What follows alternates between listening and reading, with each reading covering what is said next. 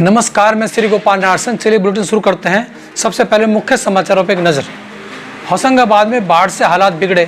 नवजात बच्ची को गोद लेने पर महिला सीए को डॉक्टरनी ने किया ब्लैकमेल। व्हाट्सएप बीजेपी सांठगांठ का खुलासा। सांसद आजम खान के हमसफर रिसोर्ट को तोड़ने का नोटिस जारी। उत्तराखंड पावर कॉर्पोरेशन को सालाना 900 करोड़ रुपए का नुकसान। अब खबर विस्तार से। मध्य प्रदेश के होशंगाबाद में बाढ़ से हालात बिगड़ गए हैं। राहत के लिए सेना को बुलाया गया है। एनडीआरएफ की 2 यूनिट भी मदद के लिए पहुंच रही है। शाम तक हेलीकॉप्टर भी होशंगाबाद पहुंच जाएंगे। राजधानी भोपाल में भी लगातार बारिश का दौर जारी है। सुबह 6 बजे से भोपाल में 97.8 मिलीमीटर बारिश रिकॉर्ड की गई। बारिश से मध्य प्रदेश में 251 में से 120 डैम में पानी क्षमता से 90% ज़्यादा हो चुका है। ऐसे में ज़्यादातर डैम गेट खोलने से निचले क्षेत्रों में बाढ़ का खतरा बढ़ गया है। मेरठ में नवजात बच्ची को गोद लेने पर महिला सीए ने ब्लैकमेल करने का मामला प्रकाश में आया है। गोद दिलाने में अहम भूमिका निभाने वाली डॉक्टर ने ही सीए से 5 लाख रुपए की मांग कर डाली। चेतावनी दी गई कि रकम नहीं दी तो उसे बच्चे की चोरी के आरोप में फंसा दिया जाएगा। मामला नौचंदी थाना पहुंचा तो पुलिस भी महिला डॉक्टरनी के पक्ष में उतर गई। आरोप है कि जांच कर रहे दारोगा समझौते के लिए सीए को अपने कमरे पर बुलाना चाह रहे थे। पीड़िता ने अपने अधिवक्ता के साथ कप्तान से शिकायत की, जिस पर सीए को जांच कर रिपोर्ट पेश करने के आदेश दिए गए हैं। पूर्व कांग्रेस अध्यक्ष राहुल गांधी ने भारतीय जनता पार्टी पर आरोप लगाया है कि उसका व्हाट्सएप पर नियंत्रण है। उन्होंने कहा कि इस प्लेटफॉर्म को भारत में भुगतान सेवा शुरू करने के लिए केंद्र की मोदी सरकार से मंजूरी की आवश्यकता है। राहुल गांधी ने ट्वीट कर कहा, अमेरिका की टाइम मैगजीन ने व्हाट्सएप बीजेपी सांठगांठ का खुलासा किया है। 40 करोड़ भारतीयों द्वारा इस्तेमाल किया जाने वाला व्हाट्सएप से भुगतान सेवा शुरू करने के लिए मोदी सरकार की मंजूरी चाहता है। मुख्तार अंसारी और अतीक अहमद के अवैध कब्जों पर बुलडोजर चलने के बाद अब रामपुर से सांसद आजम खान के हमसफर रिसोर्ट को तोड़ने के लिए नोटिस जारी किया गया है। ग्रीन बेल्ट और सड़क की जमीन को कब्जा कर बनाए गए सपा सांसद आजम खान के हमसफर रिसोर्ट को उत्तर प्रदेश सरकार के आदेश पर ध्वस्त किया जाएगा। न्यायिक आयोग की टीम ने विकास दुबे एनकाउंटर के हर पहलू पर पुलिस अधिकारियों से पूछताछ की है। टीम वारदात स्थल के बाद एक एक करके एनकाउंटर स्थलों पर भी पहुंची। एनकाउंटर में शामिल रहे पुलिस कर्मियों से पूछताछ की गई। जांच आयोग ने विकास दुबे के एनकाउंटर में पुलिस की गाड़ी पलटने वाली जगह का मुआयना किया। पूछा गया कि हाईवे इतना चौड़ा होने के बाद भी पुलिस की गाड़ी डिवाइडर पर कैसे चढ़ गई और पलट गई। अब खबरें सहारनपुर से।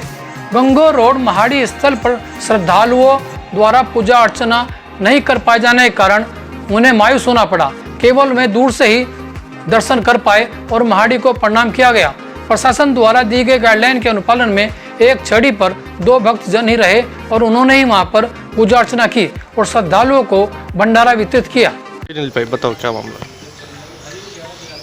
जैसा कि हम लोगों ने प्रयास किया, पूरा प्रशासन के साथ हमारी लगातार बैठकें चलती रही कि गुग्गा माड़ी जो हमारी 26 छड़ियाँ है, 26 माड़ियाँ है, यहाँ पर जो मेले का आयोजन था 28 तारीख का, यहाँ हमने छड़ियों को यहाँ लाने का पूरा प्रयास किया, लेकिन प्रशासन ने हमें अनुमति नहीं दी। उसके बाद प्रशासन का भी जो रोल रहा वो भी सही रहा। हमें यहाँ पूजा अर्चना करने की एक आदमी को अनुमति दे दी गई और उसी को देखते हुए हम लोगों ने यहाँ 3 दिन जो हमारी पूजा अर्चना चल रही है वो पूजा अर्चना हम लोग सोशल डिस्टेंसिंग का पालन रखते हुए और जो प्रशासन का अनुपालन था वो करते हुए हम लोग यहाँ विधि विधान से अपनी पूजा पाठ करते हैं। यहाँ कोई भी श्रद्धालु के लिए अंदर आना बिल्कुल सख्त मना है और जो श्रद्धालु आ रहे हैं वो बाहर से ही बैरिकेडिंग के बाहर ही माथा टेककर अपने अपने को वापस।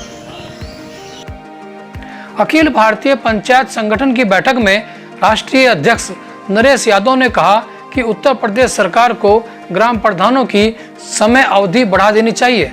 कोरोना काल के चलते ग्राम प्रधान का चुनाव समय सीमा आगे बढ़ा देने के कारण हो नहीं पा रहा है। अब जिला प्रशासन ग्राम प्रधान का प्रभार प्रशासक को सौंपने की तैयारी कर रहा है। आज ये अखिल भारतीय पंचायत संगठन की मंडल कार्यालय पे मीटिंग बुलाई गई है। जो पदाधिकारी हैं सभी संगठन के, साथ में जिलाध्यक्ष हैं सतवीर जी, ब्लॉक अध्यक्ष हैं पुआल का करम सिंह सैनी जी, ब्लॉक प्रमुख हैं कुलवीर राणा जी और सभी प्रधान जी हैं संदीपन जी और सब प्रधान साथ ही बैठे हुए हैं। मुद्दा ये है जो अभी कार्यकाल खत्म होने जा रहा पूर्व में पंचायतों का, तो सरकार द्वारा उसमें प्रशासक नियुक्त करने की बात की जा रही है, वो गलत है। पूर्व में भी जब कार्यकाल खत्म हुए कोई आपदा आई है या समय बढ़ाने की बात हुई है तो वो एक्सटेंशन 6 महीना 8 महीने 1 साल के लिए बढ़ाया गया। हम माननीय मुख्यमंत्री जी से मांग करते हैं इस कार्यकाल को 6 महीने 1 साल जब तक भी वो चुनाव कराएं, जब तक चुनावों की तैयारी पूरी कराएं, तब तक कार्यकाल बढ़ा दिया जाए। उत्तराखंड के निजी चिकित्सालयों में भी अब कोरोना पॉजिटिव मरीजों का उपचार हो सकेगा। राज्यपाल ने इस प्रस्ताव को अपनी सहमति दे दी है। शर्त यह रखी गई है कि इन चिकित्सालयों में मरीजों से कम या वास्तविक खर्च ही वसूला जाएगा। रुड़की और आसपास के क्षेत्रों में 28 कोरोना के मरीज मिले थे। साथ ही 13 और लोगों के कोरोना पॉजिटिव होने की पुष्टि होने से यह संख्या बढ़कर 41 हो गई है। कोरोना के 3 मरीज IIT से व 2 मरीज तहसील परिसर से मिले हैं। उत्तराखंड पावर कॉर्पोरेशन को सालाना 900 करोड़ रुपए का नुकसान हो रहा है। यदि यह नुकसान रुक जाए तो UPCL को बाहर से महंगी बिजली खरीदने की जरूरत ही नहीं पड़ेगी। उत्तराखंड को 13,881 मिलियन यूनिट की बिजली की जरूरत है। इसे पूरा करने में जल विद्युत निगम सिर्फ 4800 मिलियन यूनिट का ही सहयोग कर पा रहा है। शेष बिजली राज्य को केंद्र सरकार के साथ ही UPCL की ओर से किए गए पावर परचेज एग्रीमेंट से मिलती है। लेकिन राज्य में जितना बिजली उत्पादन 3 बिजली घर करते हैं उससे कहीं अधिक बिजली लाइन लॉस में चली जाती है।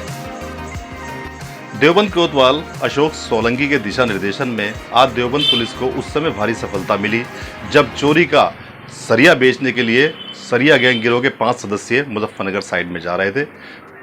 खानगा पुलिस चौकी इंचार्ज असगर अली व उनकी टीम को जैसे ही ये सूचना मिली वो तत्काल सक्रिय हो गए और उन्होंने इन सभी चोरों को जामिया तिब्बिया के निकट धर दबोचा और इनके कब्जे से एक पिकअप महिंद्रा गाड़ी और लगभग 8 क्विंटल सरिया, 3 तमंचे, 2 चोरी की बाइकें, 2 चाकू आदि बरामद किए। पुलिस ने इन सभी को गिरफ्तार कर जेल भेज दिया और पुलिस की इस कार्य आज जो कारनामा पुलिस ने अंजाम दिया उसकी देवबंद की जनता ने बुरी प्रशंसा की है।